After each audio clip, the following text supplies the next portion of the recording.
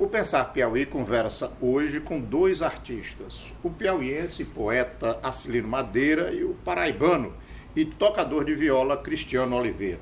Embora piauiense, Acilino está radicado na Paraíba há vários anos. 20 anos. Os dois passaram por Teresina apresentando seus mais recentes trabalhos.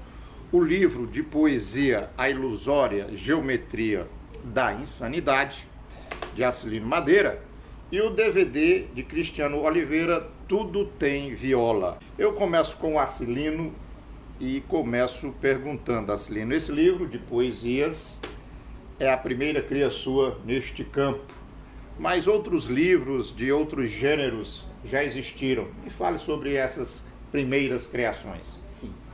Na verdade, eu tenho 5 livros, né? Certo. Sendo 3 literários. Eu vou falar no literário. Em literatura, eu publiquei o primeiro livro em 2007.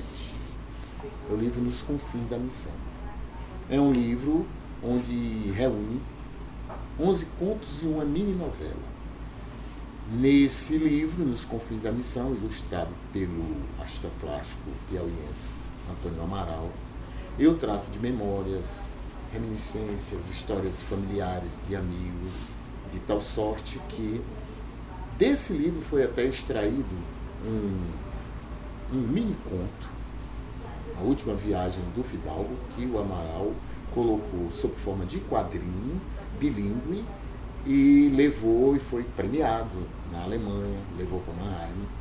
E A Última Viagem do Fidalgo é The Last Travel of the Gentleman, né, em inglês. E o segundo livro foi um livro de ensaios antropológicos. Foi intitulado Monarquia de Sedução, onde tem dois ensaios. Um sobre Augusto dos Anjos, cujo título é Augusto dos Anjos, o poeta que vingou depois, e similitudes e distinções entre Gilberto Freire e Juscelino do Rego.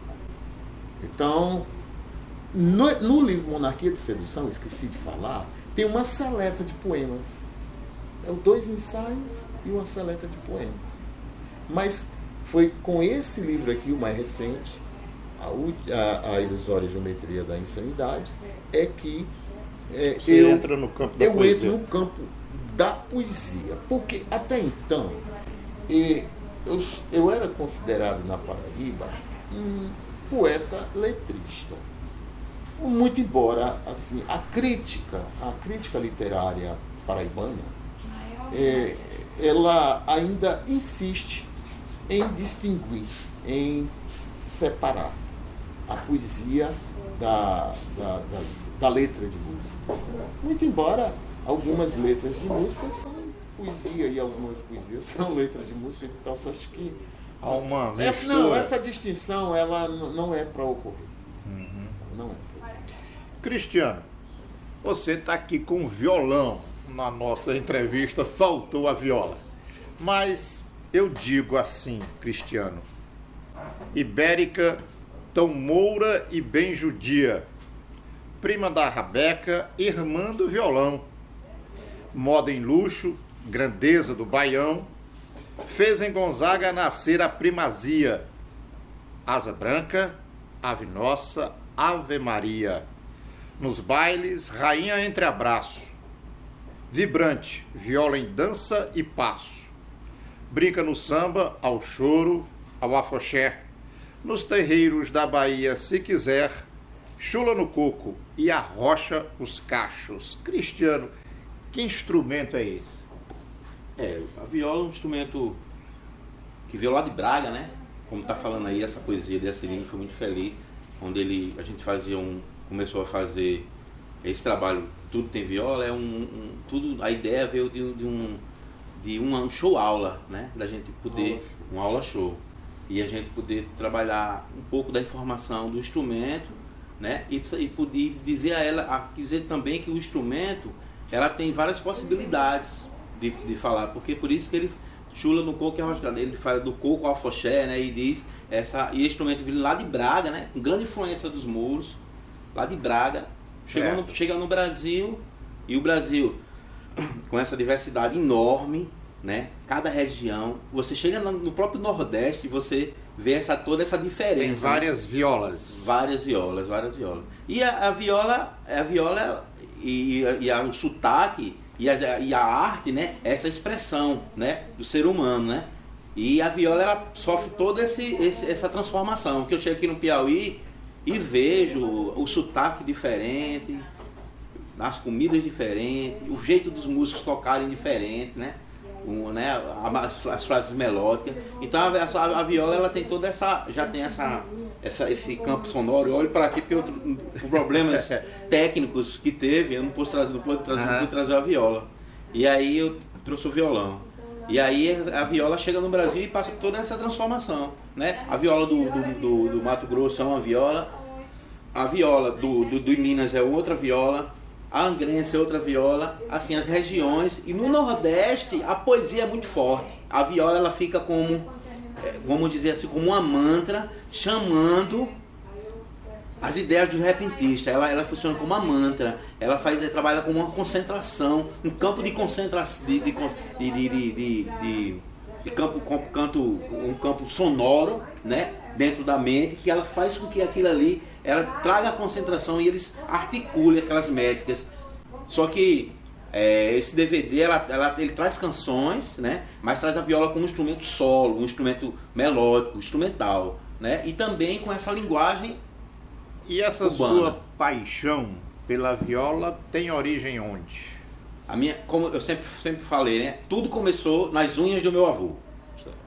Meu avô, lá do interior da Paraíba, do Brejo Paraibano, já tocava, eu era bem pequenininho e eu via ele com as unhonas grandona, amolando com uma peixeira de 12 polegadas as unhas assim, porque não tinha serra, ele fazia, ia amolando para deixar ela bem fininha para poder tocar viola. Eu achava aquele negócio admirável, assim, eu digo.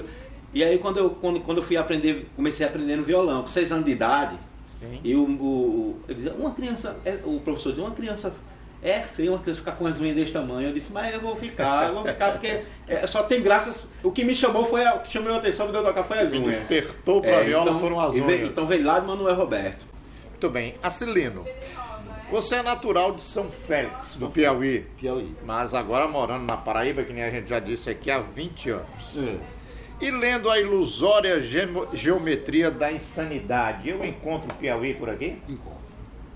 O que a gente tem aqui de Piauí? Nós temos Bangandãs de Bandeira, é um poema que eu escrevi e dediquei ao grande artista plástico, irmão meu, Antônio Amaral. Eu trabalho muitas imagens de Nicinha, que é uma figura fenomenal na história cotidiana de Teresina. Sim. Ela era uma mulher de família de classe média alta e tinha a ilusão de que era uma grande dama. De tal sorte que quando tinha alguns desfiles que o governador estava presente, grandes autoridades eclesiásticas, militares, ela estava ali, com o seu vestido bem postada, sentada, vendo a tropa lhe dando continência. Né? Então, trago essa isso é uma aí. presença. É uma presença. Outra presença muito é assim, como que os poetas piauienses, eles são poetas que me inspiram, desde Da Costa Silva, com um livro fenomenal, Sangue, passando por Mauro Faustino, Agadobal, Torquato Neto, são poetas, até Tiago Demétrio Galvão, os novos poetas, são pessoas assim que me inspiram muito. E a minha poesia, eu acredito que a minha poesia, quando eu não estou falando de africanidade, eu estou falando de Piauí. E quando fala de africanidade, também fala de Piauí. Também fala de Piauí, né? Porque, afinal de contas, né, nós temos um tipo de escravidão diferente, obviamente. Tivemos, que é a escravidão do vaqueiro, né? Que toda escravidão é ruim, né? Mas foi um pouco diferente, e essa diferença fez com que a cultura piauiense ela fosse uma coisa única, muito embora pouco conhecida no Brasil, meu querido Oscar. De tal sorte que ninguém sabe que quem sustentou a mineração em Minas Gerais foi o gado do Piauí. Tem até uma música que foi catalogada por Mário de Andrade que dizia: meu boi morreu, o que será de mim? Mande buscar outro, maninha, lá no Piauí. E aí você falou da como é única a poesia do Piauí. Isso tem a ver, então, portanto, com esse jeito nosso de colonização. Tem muito a ver, por exemplo, nós somos vaqueiros, né? O vaqueiro, ele tem uma forma de olhar o mundo, de liberdade, de campo, de gado, de boi, né? No Piauí, de tempo. Todo mundo no Piauí tem um pé. Porque uma coisa é você, com a cana pronta, produzir os derivados dela. A outra é cuidar do gado. Cuidar do gado, inclusive... Você pode, inclusive, cuidar do gado numa cadeira preguiçosa, numa rede. É uma coisa mais... Eu acho que os colonizadores do Piauí levaram sorte, porque a etnia negra, eu não falo de raça, porque raça é humana, a etnia negra trouxe para o Brasil dois elementos importantíssimos. O criador de gado, que é o do centro de África, os sudaneses, eles foram excelentes criadores de gado. E quando eles vieram para o Piauí, para a Bahia, é tão tal que os coais da Bahia vieram para o Piauí. Quem tocou os coais para cá foram os negros. Então, os grandes criadores de gado africanos vieram para cá. E os mineradores. A mineração, a África tem uma tradição de mineração milenar. Então, quando esses caras vieram para cá, eles sabiam tudo de fundição de ouro. Da mesma forma que, quando eles vieram para o Piauí, eles sabiam tudo de criação de gado. E isso nos faz hoje produzir na poesia e em outras artes algo muito peculiar. Muito peculiar, porque isso não saiu da gente.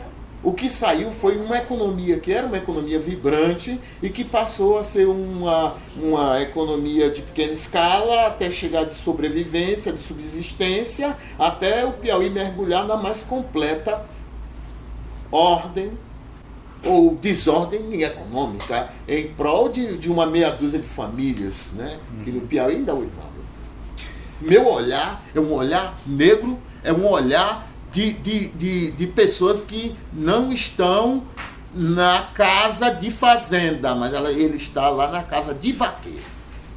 Esse é o meu olhar. Cristiano, você fez um curso superior de viola. Você é formado em viola. Conte aí como é que é essa vertente da Universidade Federal da Paraíba. A Universidade Federal da Paraíba, né, eu considero como uma grande universidade, assim, né? Porque o que aconteceu com a música nas academias brasileiras, é que vem essa coisa da colonização europeia e traz... A gente estava tratando aqui. a imposição de um currículo. Sim. Né? E dizendo que você tem que estudar música erudita. Porque você tem que estudar... A música erudita é linda, é maravilhosa. Mas a gente não tem que só estudar música erudita, não. Porque quando a gente, como educador, no caso eu faço... E a gente vai dar aula também, e pessoas que precisam estudar a nossa música, entender a nossa música que é maravilhosa, né? Então, quando eu fui estudar a viola caipira na Universidade Federal da Paraíba, nunca existiu, e o curso acabou fechando porque o professor se aposentou, né? E eu fui o único aluno e o primeiro a se formar em viola, e depois de 6 meses do curso terminar, o professor se aposentou. Uhum. E aí eu estou querendo levar essa bandeira, mas a importância da música popular e do instrumento, que é um instrumento que também é dos colonizadores também, mas não estou dizendo que... Estou falando que, não é, que a expressão não é valiosa, né? Que a expressão de Portugal, de onde vem, e não é isso. É a questão do que a gente sabe da nossa história. Uhum. E eu acho muito importante esse fortalecimento da música popular nas universidades, principalmente também na Universidade da Paraíba e nas universidades brasileiras, né? E hoje que a gente está passando um momento muito delicado, com todas essas tiragens, né, dos nossos direitos também, verbas, educacional, fico preocupado também com esse projeto, que é um projeto muito novo e que ainda a universidade está fechada ainda para o popular, né? A erudição é importantíssima, mas para a nossa música popular, da gente não entender que existe um coco aqui pertinho, e os próprios estudantes não saber fazer uma célula de um coco. Toca aí um coco, aí o cara todo duro no instrumento, não toca o coco. Toca um coco aí, toca um coco aí. Aí quando vai tocar, eu sei tocar bar. Aí toca, aí vai lá. Mas tem que tocar um coco também, não é só bar não, né? Não é só bar não. Então, o coco é um instrumento feito com zabumba de corda, toca muito no tambor, né? Nos tambores de corda, eles tocam muito. E dependendo do coco, eles sabem bolada de coco, existe essa coisa que também trabalha o improviso, né? Eu vou tocar um coco aqui, meio que já um pouco mais avançado, mas a célula de coco. A célula de coco é...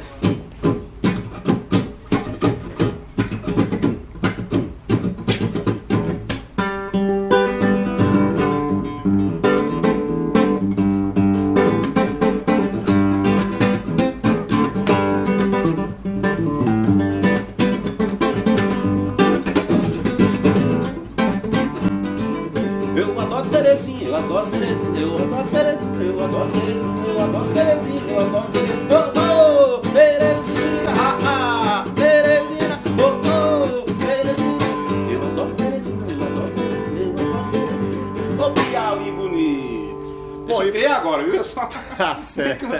Mas adorei Teresina. Adorei esse povo maravilhoso. A cultura, e você tocando as aí me lembrou muito rapidamente a Selma do Coco, né? Sim.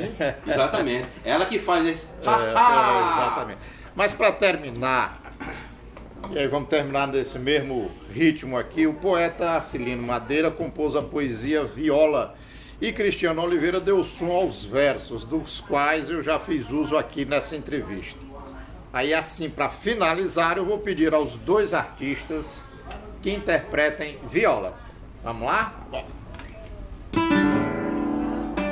Viola dos encantos de Alemar, aço de fé da música portuguesa, arame de Braga, bojo de certeza, para os sertões de Brasil anunciar.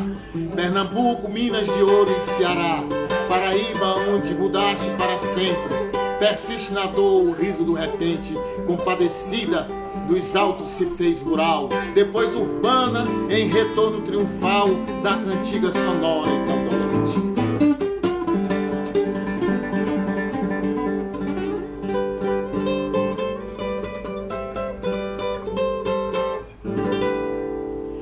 Pra terra firme saltaste do navio, em dengos de feitiços ritmados, enganando a tristeza dos olhados e tonteados de beleza sem desvio, sertaneja e brevigeira em desvario, versada na embriaguez dos amores, dançantes rodopios enganadores, solos em tons de 10 para a harmonia, satélitiana voltagem melodia, na peleja pungente dos cantadores.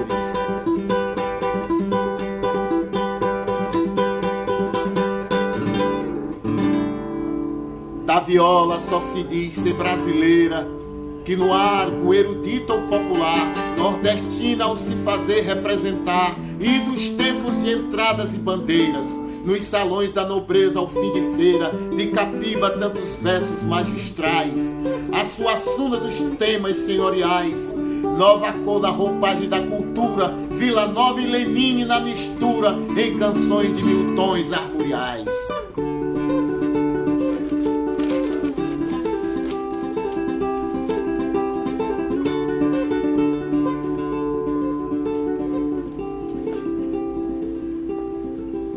Ibérica tão moura e bem judia, prima da rabeca, irmã do violão. Moda em luxo, grandeza do baião, fez em Gonzaga nascer a primazia. Asa branca, ave nossa, ave Maria, nos bailes, rainha, entre abraço, vibrante viola em dança e passo, brinca do samba ao choro, ao afoxé, nos terreiros da Bahia se quiser, chula no coco e arrocha os cachos.